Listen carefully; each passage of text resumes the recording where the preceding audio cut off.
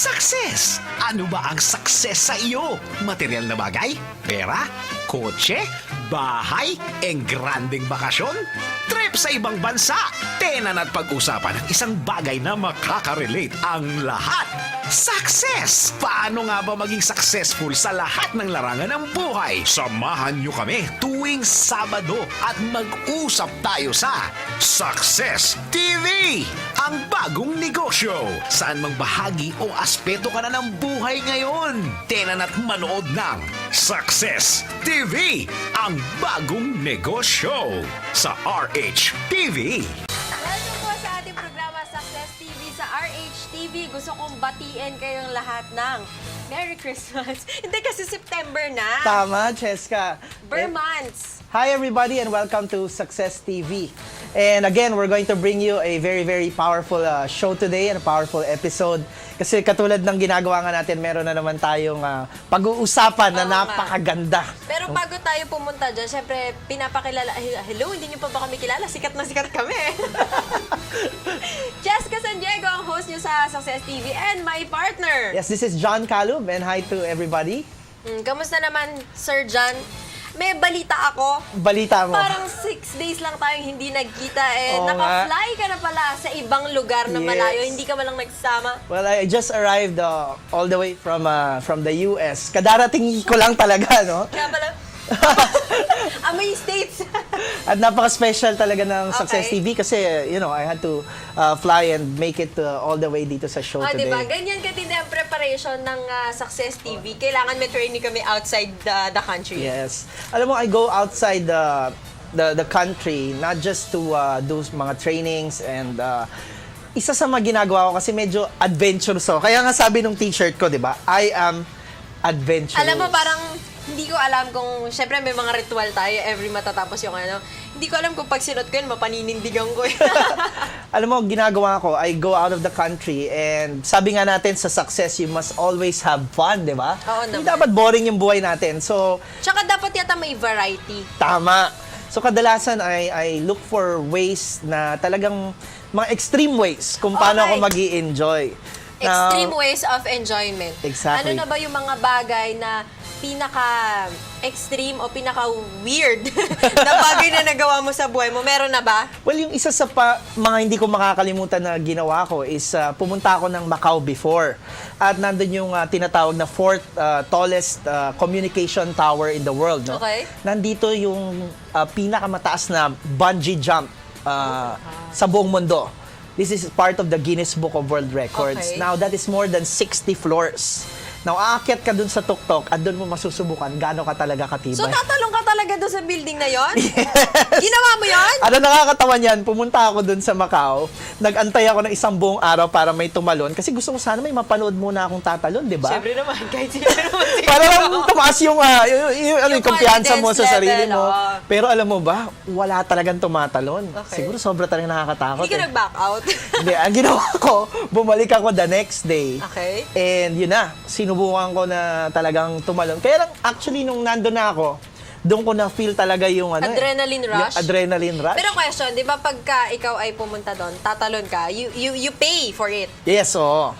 Ah, di ba? Ang laking kalokohan ito. So, ang ginawa ko, parang wala nang atrasan, binayaran ko na, laki ng bayad. Ang malaki din ang bayad, okay. Na pagbayad ko, syempre, nabigay mo na yung, yung fee. Wala nang bawian. Wala nang bawian. So, it's Sayang. either you jump or wala na, di ba? But it was very exciting kasi nung nandun na ako, doon ko talaga nakita yung parang you're on top of the world. Kumbaga sa success, Chai. para ka nang nandun sa... Rurok ng tagumpay. Yes, Oh, exactly.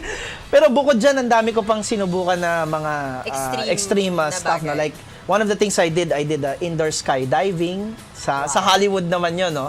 So parang may malaking fan doon sa ilalim and ililipad ka niya 30 feet. Okay. This is parang testing mo na to kung kakayanin mo mag-skydive. Pero yung actual na gagawin mo doon, yung movements, talagang More or pang less sky. ganun din. Oh, ganun na rin yung Okay. parang actual ka nag-skydive. Now, sobrang scary din siya. But then again, pag natawid mo kasi yung sarili mo na gawin yung gano'n, lalong tumataas yung confidence mo. Tama. Pero walang tatalo dun sa huling ginawa ko netong huling punta ko. Eto lang. Etong hindi tayo nagkikita. Alam mo ginawa ko? Ito Okay, medyo okay, mawidan okay, ka. okay. Nag-aaral ako nung tinatawag na fire eating. Fire eating. Bibiruin sana kita kasi kung may extreme ka ginagawa, ako sabi ko, hindi, kumakain ako ng apoy, ng bubog, ng blade. ng kanin. Malamang. Extreme, di ba? Hindi, ginawa mo talaga siya, kumain ka ng apoy. Meron kasing tinatawag na event sa Amerika, yung Burning Man. It's a gathering, para itong gathering ng lahat ng mga, alam mo yung mga fire dancers? Okay. Yun. So, meron akong naging kaibigan, ang ginagawa niya, nagtuturo siya kung paano mag-fire eating. Oo. So, sabi ko, an ordinary person like me, pwede ko bang matutunan yan? So, I went all the way there sa Fremont. Actually, this is actually in San Francisco, in California. And I trained for about a couple of days. And talagang grabe. Kasi pag sinawsaw mo na pala yung metal rod dun sa kerosene at tinapat mo yung apoy, sobrang init niya. Dun mo talaga dapat pagkatiwalaan yung lakas ng loob mo. Okay. Kasi it's either masunog ka or talagang isubo mo na yung apoy para mamatay siya. Pag sinusubo mo yung apoy, ang papatay sa kanya, laway lang? Actually, hindi.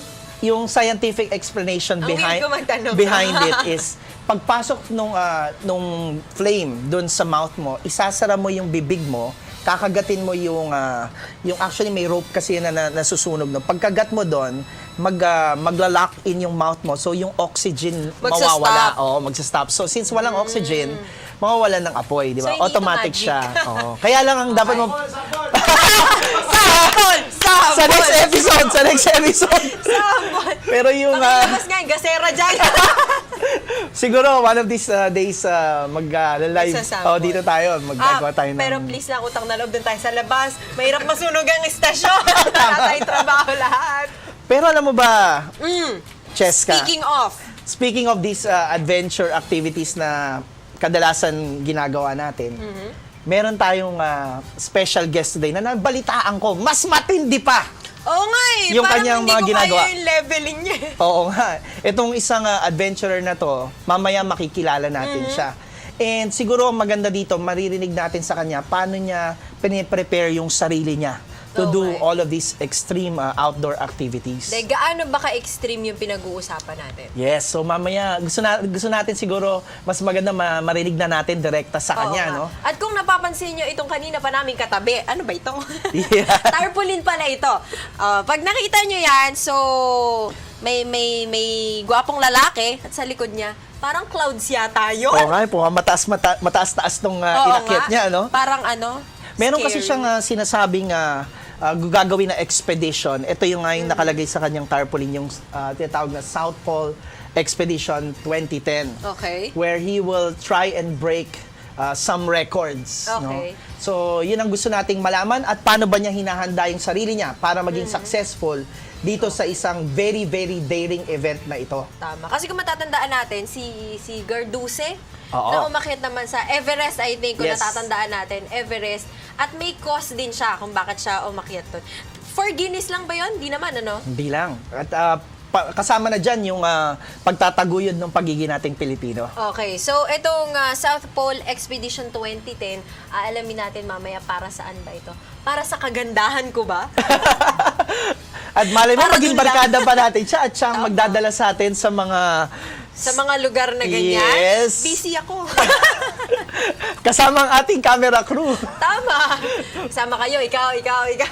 At aakyat tayo sa mga bundok at tatalon sa mga airplano. So, excited na tayong lahat. Pag-uusapan natin yan after lamang ng ating maikling commercial break. Excited ka na ba, Sir John? Yes, definitely. Right? So, please stay tuned dito sa ating TV show, sa Success TV. At huwag kayong maglilipat ng channel and we'll be back and you will meet this very, very wonderful person at makakuha rin kayo ng lakas ng loob galing sa kanya. Okay.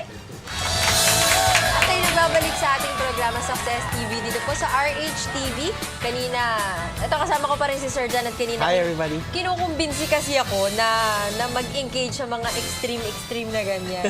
Ewan ko talaga.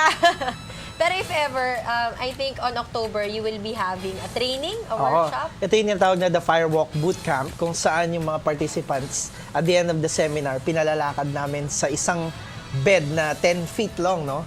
na puro glowing red hot coals, more than 1,000 degrees Fahrenheit. So, nagbabagang-baga ito. Yes. Okay. At isa-isa ko kayong palalakarin doon. Kayo? Kasama. Kasama me? Okay. And sabi mga, if ever, that will be your, I guess, your first, no? Oo First nga, oo, if ever. shot at doing something really very daring. Oo nga. So, September ngayon, sana November ng kasunod. Nawala yung October. Oh, but I don't want to steal the show right now because as you well know, Cheska, meron tayong special guest ngayon. So, let me start siguro by introducing him to you. Okay. And of course, sa lahat ng mga viewers natin ngayon. Itong tao na to is golf pro by profession. In fact, magugulat kayo because he actually owns a golf school that trains yung mga tinatawag na elite golfers. Galing, no? Oo, napakagaling. Social. Alam mo yung golf Ibang talagang level. maganda yan. Gusto ko nga matuto yan. Baka ito na yung hinahanap natin na Tama. pwedeng mag-share sa atin ng Matututo tayo mag-golf. wisdom and skills kung paano tayo makakapag-golf. Kasi ibang golf lang yung alam ko eh. Ah, okay. Ay, ibang show yata yung sa usapang lalaki yata. Golf. Iba yun. So, ngayon, itong guest natin, bukod sa isi-share niya sa atin yung passion niya sa golf, meron siyang magandang dadalhin sa atin sa show natin ngayon because tayo yung mag-feature sa kanya regarding his being an adventurer. Isa siyang extreme outdoor athletes. Yun ang pinakakahintay-hintay ko dun eh. And he's really very, very passionate dito sa ginagawa niya, no? So, ito yung mga engaging in very, very daring activities. Tsaka dangerous, ha? Kahit Dangerous paano. din, Dangerous, no? oh. And right now, he's going to share with us a vision, not only for the Philippines, but for the rest of the world. Okay, so may dahilan talaga, matinding dahilan bakit ginagawa niya itong mga extreme activities na to. Exactly. So, wag na natin patagalin, Cheska. Let's all welcome Mr. Coach Bobby Del Castillo. Welcome, sir. Welcome. Thank you. Thank you very much for having me here. Sir Bobby, okay lang ba na tawagin na lang namin kayo ni Cheska ng Sir Bob? Just call me Coach. Oh, Coach! Coach Okay, Bob. Coach. Okay. Coach Bob. All right. Okay. The coach trains here. Yes. Wow. So, siguro... Parang dyan mo ko ititrain. Parang nagdalawang isip ako, sir. Okay. So let's start siguro sir by asking you about your first line no na kung saan kayo naging popular yung tinatawag na pag-golf ninyo. Actually, I represent a golf school from the United States. It's called the Heartland Golf Schools, where we have about 80,000 alumni. We believe it's the largest golf school in the world. No? I'm actually based in Thailand, where I have this school, in Heartland Golf School, but I'm also a founder of the governing body of golf in Asia. It's called the PGA of Asia, PGA. Professional Golf Association of Wow. Asia. Alright. So this association governs all of the golf in Asia. And lately, last week, we had one of the biggest tournaments for juniors. It's called the Hank Haney International Junior Tournament, where the best of our future golf champions had a competition, and the winners will go to China in December to compete with the rest of the Asian kids. And whoever wins that will earn a scholarship in the United States, in South Carolina, where you have a place called the Hilton Head, which has 24 golf courses, and this kid will be there for 1 year to train with the best golf teacher in the world, and then hopefully become a world champion. Wow. Galing, elite na elite, amazing, no? Kami ba Pwede kami mag-enroll? Yes, of course. kaya lang beginners pa lang kami sir. No, Pwede no ba yun? problem, John. Like I was mentioning earlier, it takes 15 minutes for me to tell you everything that I know about golf, and then perhaps a whole lifetime to perfect it. Wow. Wow, statement Hindi, yun. hindi naman pala kailangan ng sobrang tagal eh. No. Actually, this is where we differentiate ourselves from other golf teachers. You know, we don't prolong the teaching experience. We say here, double V in the middle, just rotate like a barbecue stick on a single axis, and you know, that's it. Sir, matanong ko lang sir, in Manila, in the Philippines, do you also have like an arm here that does the training for golf? Yes, I have two very good golf teachers that were actually trained in Thailand, and we base ourselves whenever to recession-proof our industry. We are pretty much virtual. So right now we're based in Santa Rosa, Laguna, in a place called South Forbes Golf Course. They call it actually the Golf City, and so we believe that this is probably the best place to train our future champions because it's a short course, but very tricky and it's very difficult, so a lot of people sort of have a tendency to kind of call it a Mickey Mouse golf course, but in fact it's really very challenging. And this is the same training area where we hope to be able to send our kids to China. Alam mo, Cheska, parang tingin ko kasi sa golf, hindi lang siya source ng, of course, relaxation and as a sport. Ang tingin ko kasi dyan, sir, parang it's also a good way to connect with very good, sabihin na nating mga professionals or mga top executives, di ba? Yes. You know, there is this thing that it's only for the rich, and it looks like an easy game. But two things. Number one, our aim is to actually bring it down to a critical mass, you know, to the grassroots level. My vision is to one day hope to have golf as a PE, golf, NCAA golf, UAAP golf. You know, those are the things that we're working on. And then to actually have a Bayani program where we can have those who are underprivileged learn to, you know, to play golf. And to actually say that golf, being a mental game, could actually enhance your being if you learn it because you apply it through your life. So parang ang golf pala is just like any other sport na pwedeng isama sa curriculum. Kasi nga pag sinabi natin, anong sports mo? Anong sport mo? Correct. Golf. Social mo naman, mayaman. Correct. Bakit nagkaroon ng konsepto ng ideology na pag marunong ka mag-golf, pang mayaman lang ang golf? Well, one of the things about it is because it's a very, very difficult game. It's very difficult to master. It's a mental game. I would actually say it's 95% mental, 5% swing. So a lot of people burn out from this. And for those who actually stayed and played golf, it's for those who could afford the caddy fees, the green fees, you know, the clubs and so forth. But for those countries that are doing well in golf right now, like Korea, Japan, India, it's only because they brought it down to the grassroots level as a PE. And they made it available to everybody through driving ranges and actually bringing the golf to the schools.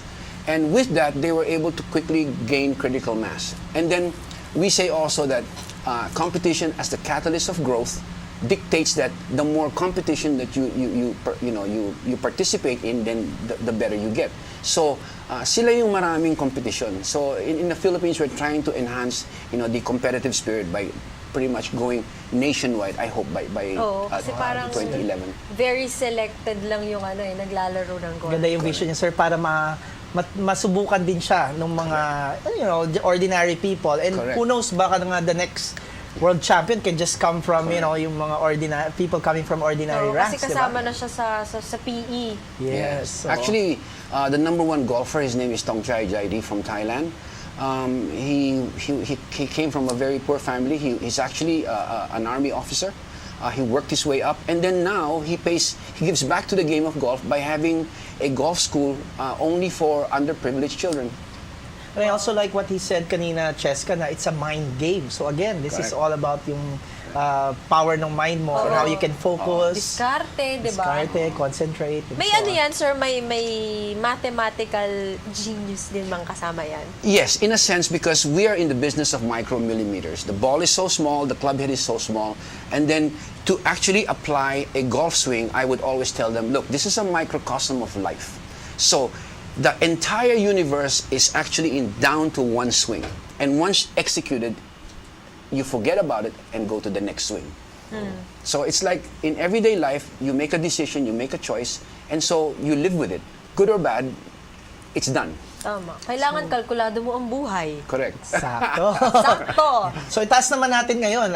We also heard that you don't only engage in golf, you have you know, yung mga higher level types of sports and outdoor activities. Sir, can you mention some of the things that you've already engaged in when we talk about itong Sure. mga extreme stuff na to? Sure.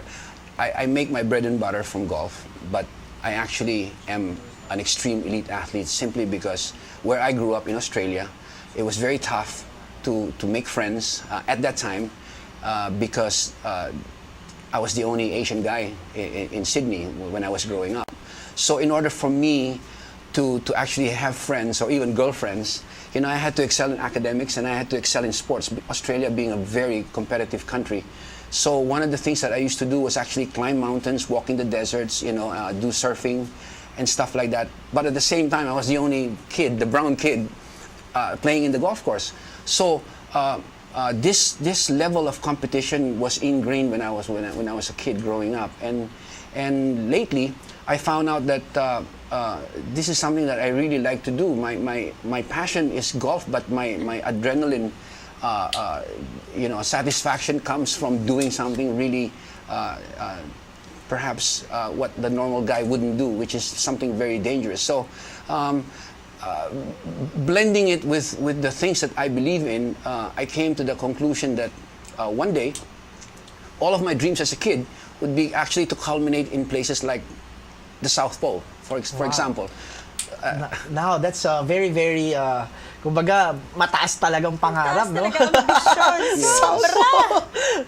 So, sir, before we go there, like, can you give specific activities that you have already engaged in? Well, you mentioned some during our casual conversation. yes. Ano nga yung mga... I love this T-shirt. I am adventurous. Yes. As a form of adventure, I do level 5 kayaking, which means that I jump out of waterfalls. I go on very turbulent rivers to actually go. So ito yung parang bangka siya naman.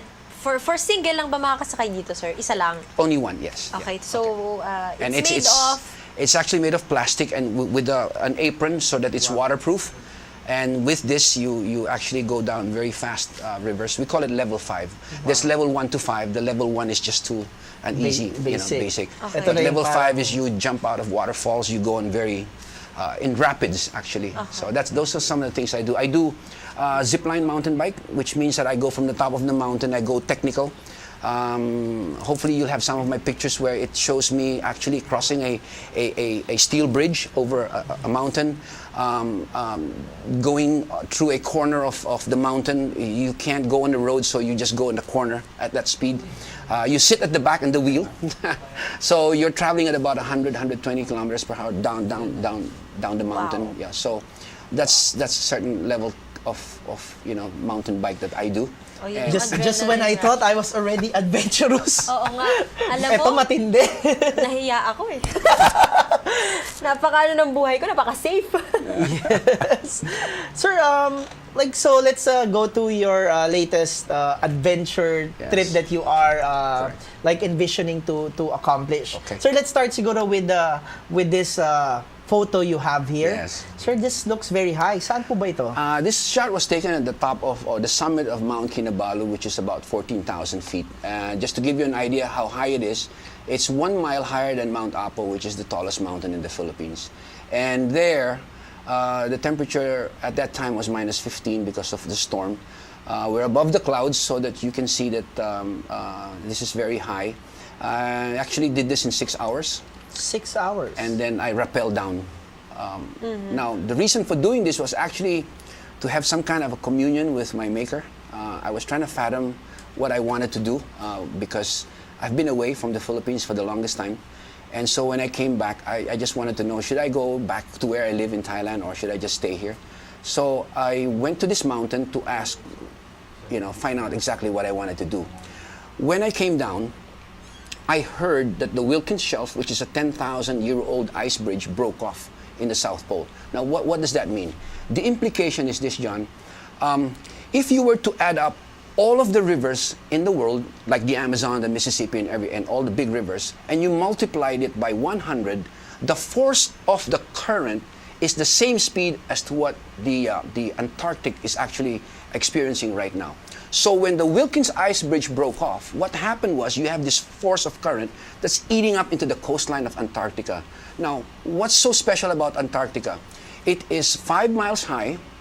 It is the largest ice desert. It is the last remaining source of the purest and most pristine water supply left in our planet. Now, why is it so important? Because every year, an average of about 4,000 square kilometers of ice are breaking off and going into the ocean because of global warming. Now, I wanted to highlight to the world that this is also the same place where you have the biggest ozone hole. What does an ozone hole mean, and what is the impact of that to us Filipinos here? Well, number one, we are not the biggest sinners as far as global warming is concerned. Carbon emissions, the Philippines is very small compared to the United States, China, or India, which are the major developing countries, if not the developed countries. But we are subject to the effects of global warming, like the ondoys and lately the El Niños, La Niñas, and the stuff Hindi that we're tayo experiencing. exempted. Hindi tayo exempted. So my question is, why is it that we don't have a group of scientists that are actually in the South Pole to monitor what's happening meteorological-wise, so that we can be proactive rather than reacting to weather conditions and weather patterns? So these are some of the issues that I wanted to bring up with you today, so that we could at least give our nation some kind of a platform where we can say, okay, we know what's going to happen, and let's have the awareness rather than just talking about it. Why don't we do something about it proactively? So you're doing this expedition, parang meron kayong vision na gustong ma-accomplish for this. Correct. Specifically for this Yes. expedition. Is this the first time you're going out on public and announcing something as daring and as as big as this na gagawin niyo po? Yes, I have. That's an excellent question, John, and I have two answers for this. Number one, let's talk about the vision. We have a 4-point vision as far as the South Pole expedition is concerned. One is that we would like to declare that the South Pole be the first line of defense against global warming, simply because this is the place where it's so profound and so dramatic in terms of climate change. You see it every day, ice breaking and things like that. No?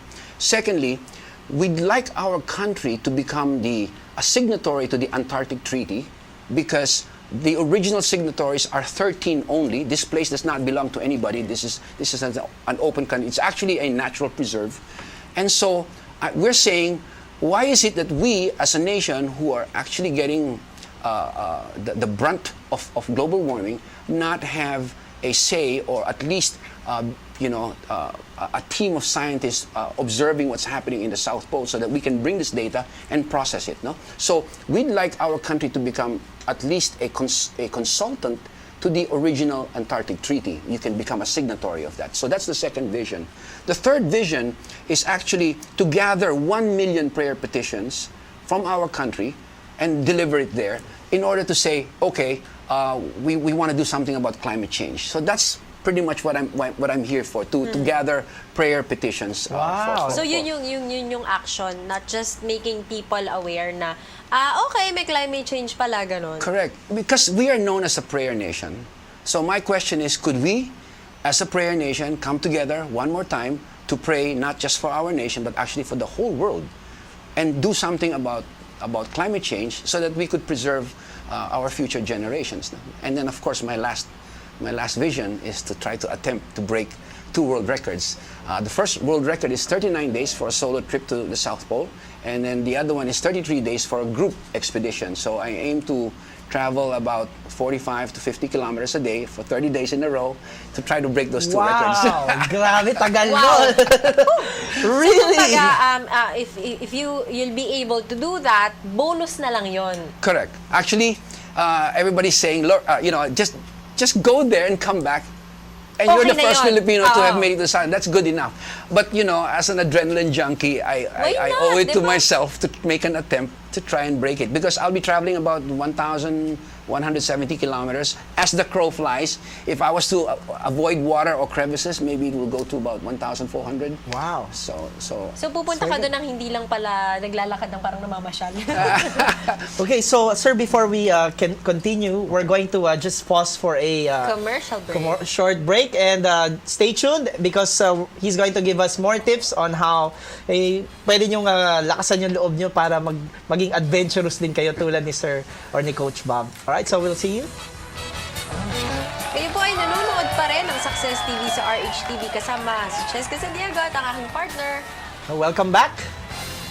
Cheska, I guess let's probe deeper naman dito sa mind ni Sir, no? Let's see kung ano pa ba yung makukuha natin na tips and advice sa kanya. But before that, maybe let's ask Oo, him. meron akong tatanong kasi Expedition 2010. So this year mangyayari yan. Kailan ka, sabihin ko bang aakyat? Okay, well, my expedition begins next week. Actually, I leave for New Zealand for my medical emergency training, which is about hypothermia. So there in New Zealand, I will be jumping without my clothes inside ice to prepare my body for shock. You know, so the temperature now in New Zealand is about -40, and so I will be doing that one. I need to have survival trainings. That means medevac without medevac for at least 2 weeks, and then cross country skiing. So, and then to bulk up a little bit more. So, Sir, when you talk about hypothermia, well, we've always heard it on TV, especially sa mga umakyat na mga bundok or yung mga nahuhulog sa cold waters. Ito yung... What is this exactly? well, in relation to South Pole, if I fall in water, I have 10 seconds to get out of water, or I will perish in 15 seconds. So that means to say, I release my harness, jump out of the water. So my training would be without static, without walang buelo. Pwede akong tumalon as high as this portion through the power of my legs. Otherwise, it's just going to be too cold. So out of the water, change into clothes, dry clothing, and then hunker down so you can get your body heat back. So kasama sa training yun. kasama sa Pag training, pag 15 hindi nyo seconds. nagawa yun, sir, no? Talagang magfe-freeze kayo to death. Correct.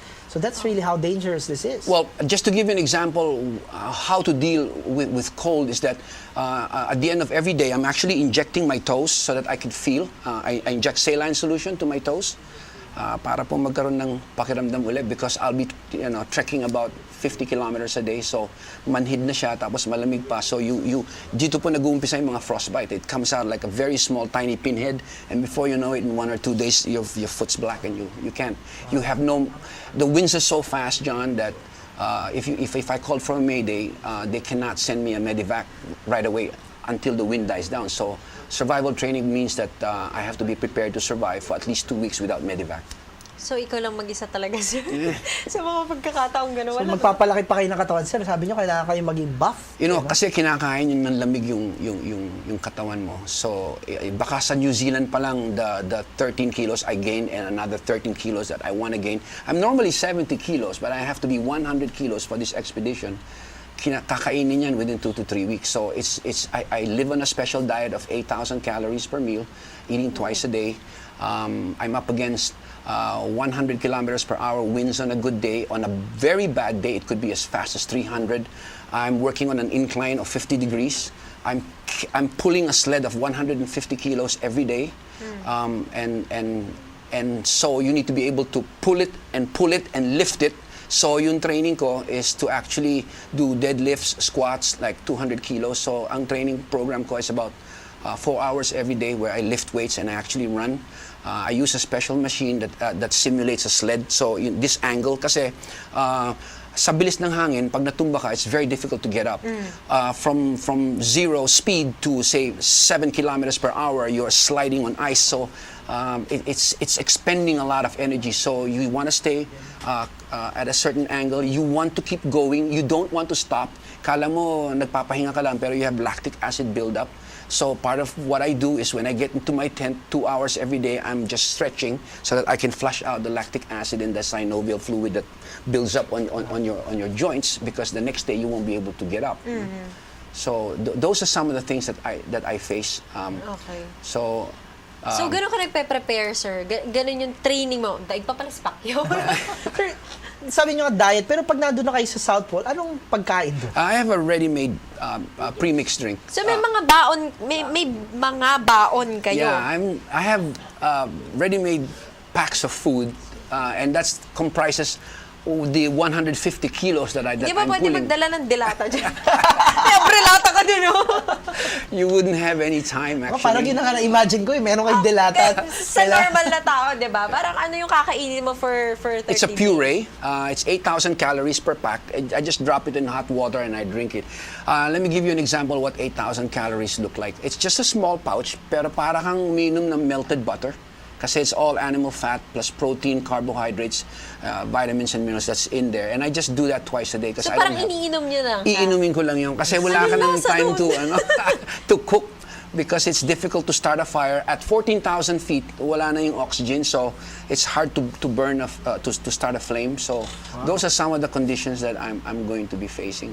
Wow. That's really extreme. Extreme talaga. Siguro sa ngayon. Hindi biro. Pero sir, marirelate nyo po ba itong experience ninyo at itong gagawin ninyo? Let's say sa isang viewer natin sa television, let's say I want to engage in a simple thing lang. Simple Hindi no? extreme, hindi masyadong extreme. Skydiving. Bungee jumping. Bungee jumping. Or any extreme sport. Ano ba po ba yung ginagawa ninyong simple? Pwede ba kayo magbigay ng advice kung ano yung pwedeng gawin ng isang normal na tao Inspirasyon. Now, to inspire or to really tanggalin yung fear niya doon sa Well, pag-engage niya sa isang activity na ganyan? it's very simple, and it's an excellent question because the reason for doing this is about climate change. No? And it's this. All my waste, poop and pee, bagged and brought back. So, kung ang isang tao na wala naman nakakakita is willing to do this discipline, why can't you? Wow. This is all about the climate change. So, ang sa akin po, gagawin ko yun because it's required of me. Pero yung sa atin, the normal discipline every day of throwing our garbage. You know, I had an interview with the GM of MMDA and I was asking him, oh sir, paano ba yun? Ano ba nangyari after the Ondoy? Sabi niya, alam mo coach, ganun pa rin. Nandun pa rin yung basura sa estero. We're having a tough time clearing it simply because people have not changed. So, yung pong sinasabi namin advocacy na Climate Changers Philippines is all about a change of heart. No? So that we could actually begin to do something, not in South Pole, but actually in our homes, in our society, in our offices, in the studio, with a smile, with a hug, with a warm handshake, and just to tell everybody, look, you change the climate when you go into a room. And then the rest, people like me will actually bring the awareness na po. Wow. So, ang ganda nung sinabi niya, no? Parang you can engage in activities like this, but make sure the greenness is still there. Correct. Yung preservation ng environment Kasi yun natin nga is yung still essence there. ng ginagawa mo, di ba? Yes. For climate change. Sir, meron lang ako nabasa dito sa small pamphlet na to, Climate Changers. Yes. Alright, so Climate Changers. Can you expound, what is in simple terms lang, what is a climate changer? It's actually an advocacy that I formed. I founded this together with some of my colleagues, Miss Barbie Abrogar, and then Miss Candy, and the people that are going to go with me to the South Pole through their prayers. A climate changer is a person who, with a smile, with a handshake, with a hug, is able to change the climate of this studio, of his home, of the office, of the neighborhood, of the church, everywhere where we need some warmth. So if you could genuinely reach out to somebody, it's a form of climate change. Climate changer ka na just by this very handsome smile. So, you know, ang sa akin naman, ang sa akin naman, sa climate change here is actually that discipline. Just to show everybody. Kasi ang plano ko dyan, pagdating doon, the ceremony is actually to touch an orb where the background is 13 flags of the signatories of the Antarctic Treaty. Doon, i-drape ko yung flag. And I'm hoping that with this act, I could unite the country to actually pray for our nation and for the whole world. So tayo yung catalyst ng change for the entire planet regarding global warming. Cheska, narinig mo yan. Ang parang sinasabi pala ni Sir, no, yung parang the basic or first step to climate change is just, you know, being a person na yung energy mo pag dinala mo sa isang room, nagiging positive at lahat nagiging magaan, no? yung climate. Ano? Yes. And sir, since ang ating show ay Success TV, eto, syempre, hindi pa nag-uumpisa yung expedition. Syempre, we are always looking forward na maging successful. Sure. Pero para nga sa mga nanonood sa atin, nakikinig, at sa mga simpleng mamamayan na hindi naman gumagawa ng ganyan ka-daring na bagay, masasabi ba natin na yung success na mararating mo, sir, ay mararating din nila sa kanilang buhay? You know, that is really great. Success is relative. Now, when I talk about success, it's because going to the South Pole is a mindset. It's what I was telling you earlier when we talk about golf, that it's a mental game.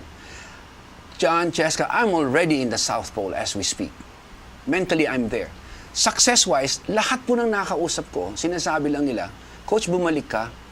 Kasi, we want the Philippines to become the hope capital of the world. If something should happen to me, I technically bankrupted that. So, it's to my best interest and for the interest of the nation that I just make it there and come back. And so we could all talk about it and then perhaps bring another team of people, this time naman group, so that we could continually bring awareness of the things that are happening, and in our small way, contribute to that throughout the whole world, the positive change, and that's the real success, no? I think getting there and coming back. Gusto ko yung sinabi Oo niya nga, na parang yung essence ng Success TV. oo, wala ka pa doon, wala pa siya sa South Pole, pero yung isip niya nandun na.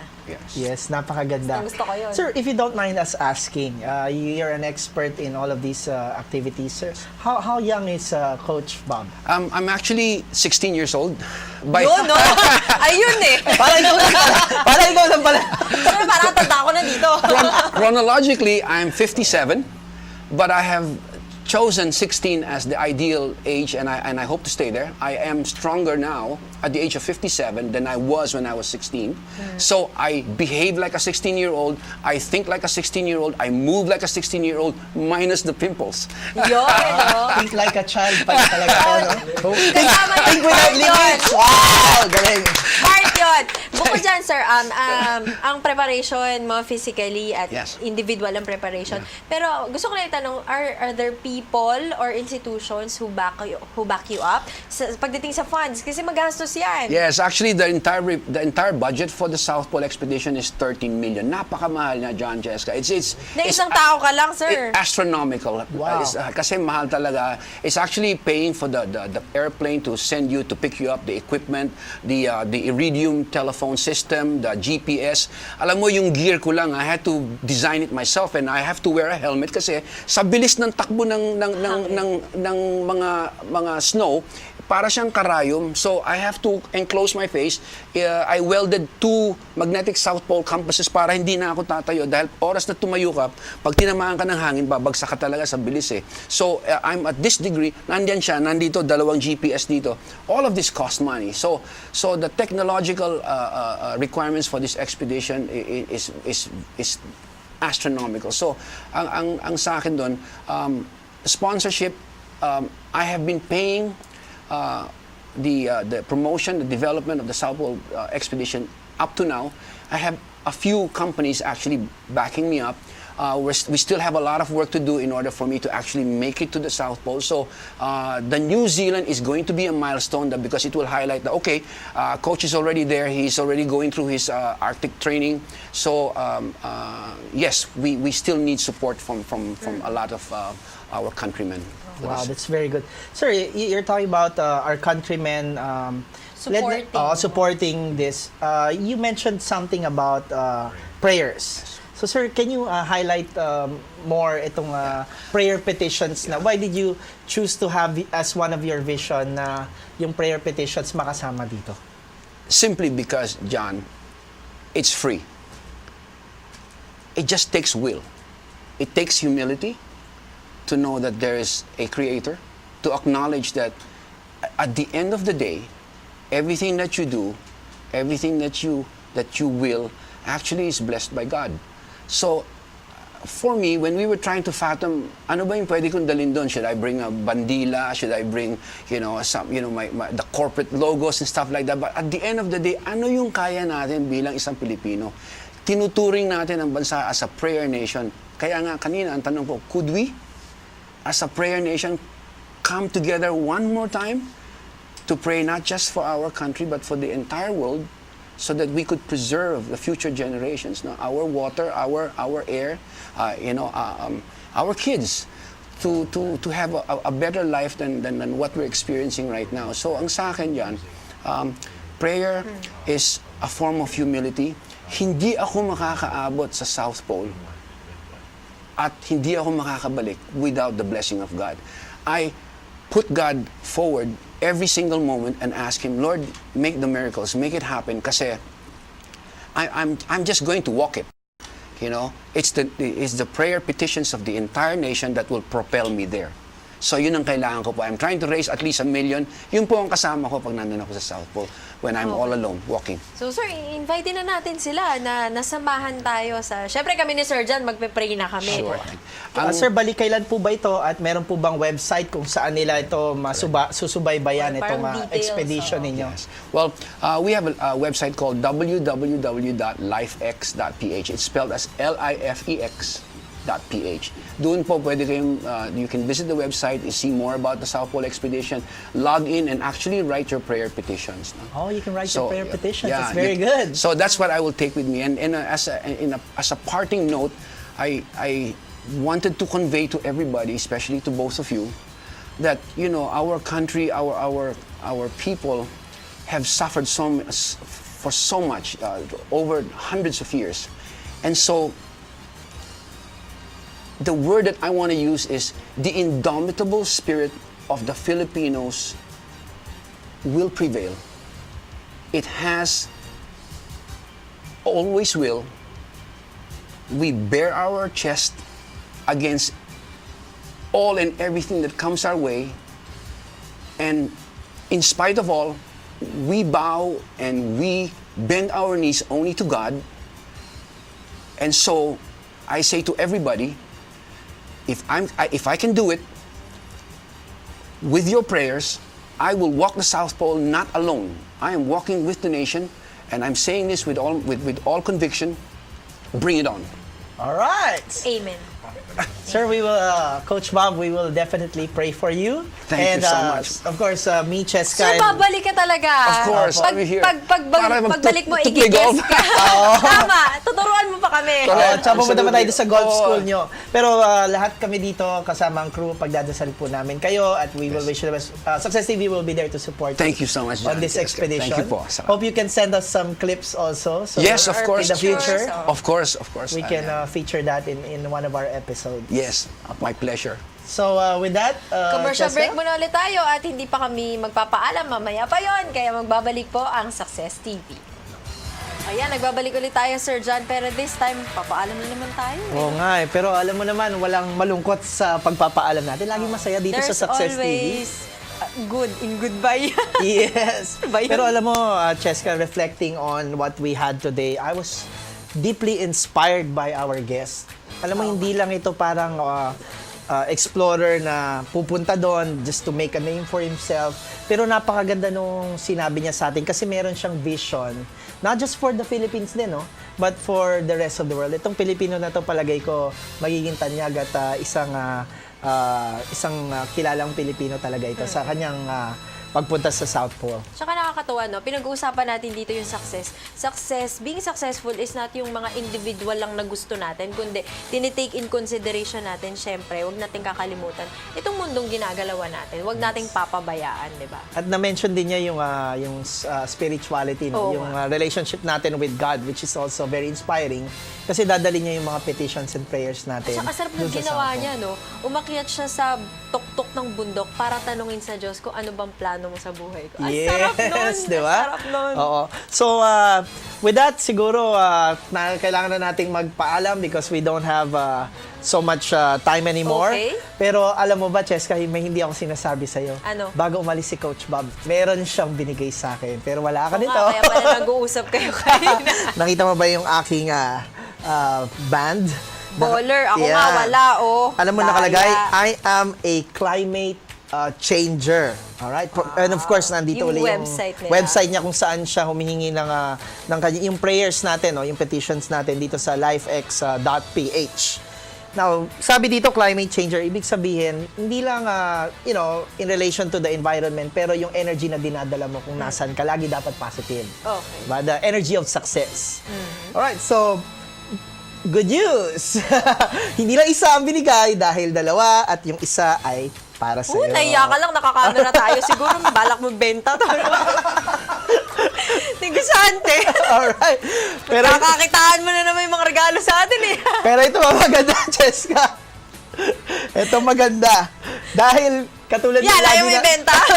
dahil natin gagawin, bibigyan kita ng special gift today. Ito yung special t-shirt mo para Wow. sa next episode. Yan ang sinasabi kong dapat ko yata talagang pangatawanan yung I am adventurous. Oo. Kasi so far yung space shuttle lang yata. Yung ano dyan?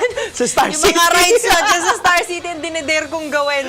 Alright. So, ito para paghanda mo na yan sa October 1 sa Firewalk Bootcamp, Oo. yung paglakad mo sa Uy, Apoy. imbitahan mo sila. Napanoorin ako. Oo. Panoorin ako Panoodin dun. nyo yan sa episode namin. I-feature namin yon.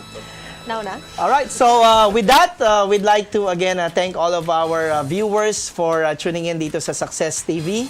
And so, until next week. Next time, ay pasalamatan mga sponsors. Sponsors po namin ng t-shirt.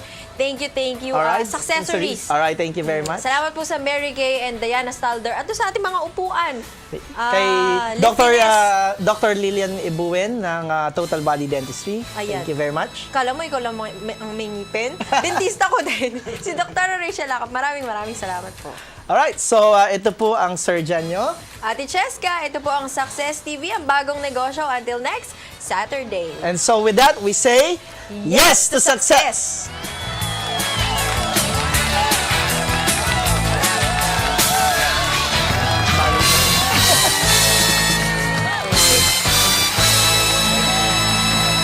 Sakto na yan, eh. Oo ba talaga?